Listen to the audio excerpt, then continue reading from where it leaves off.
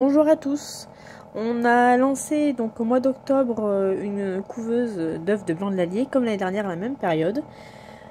Sauf que là ça va être un gros échec. Donc on avait fait 3 parquets de blanc de l'Allier. Donc notre parquet avec nos vieilles cannes, ils sont tous clairs. Alors ils étaient avec les corail-indiens à ce moment-là. On s'est dit bon tant pis, on verra bien si des fois il y a du croisement, on verra ce que ça donne. On avait un parquet du coup avec nos jeunes cannes qui sont nées cette année. Alors il y avait un mâle pour 8 cannes. Du coup je sais pas si c'est ça ou pas. Et ben ils n'étaient pas fécondés. On avait que deux cannes qui pondaient sur les 8. Et sur notre troisième parquet du coup on a 3 femelles jeunes de l'année qu'on a pris ailleurs. Et deux mâles, les 2 jeunes mâles qu'on a gardés de chez nous cette année. Donc là pour le coup on en a de fécondés, on en a 11 sur 17 qui avaient été mis. Donc voilà. Là on voit déjà bien l'embryon. Donc du coup bah, j'ai déjà bien vidé la couveuse, hein, il reste plus grand chose.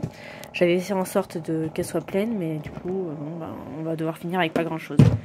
Donc là dans la couveuse on a mis des sans-irions pour vérifier la température et l'hygrométrie.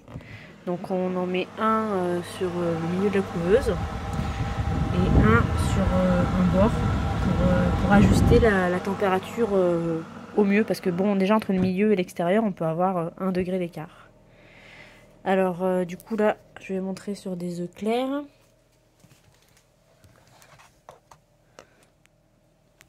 Voilà. Donc là on voit bien qu'il n'y a pas de développement embryonnaire, les œufs sont clairs. Et alors celui-ci, là on voit qu'il y a une petite tache de sang. Donc là ça veut dire que l'œuf était fécondé mais il s'est avorté vraiment au tout début, quoi, au premier jour ou au 2e jour. Voilà. Alors en plus, donc pour cette couvée, cette couveuse, on a fait des trucs que normalement on n'est pas censé faire.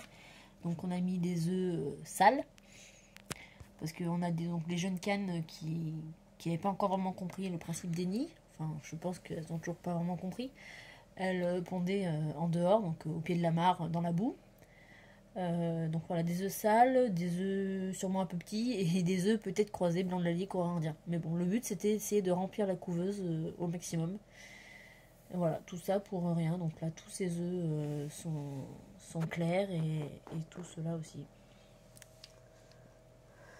Donc j'espère que quand même sur les 10 œufs qui restent dans la couveuse, enfin il y en a 11 mais il y en a un je pense qu'il a aussi un anneau de sang et c'est qu'il est trop sale, je n'arrive pas bien à voir mais je pense qu'il est pas bon non plus. Donc je pense qu'il reste 10 œufs en couveuse, donc à voir ce que ça va sortir, on vous tiendra au courant. À bientôt.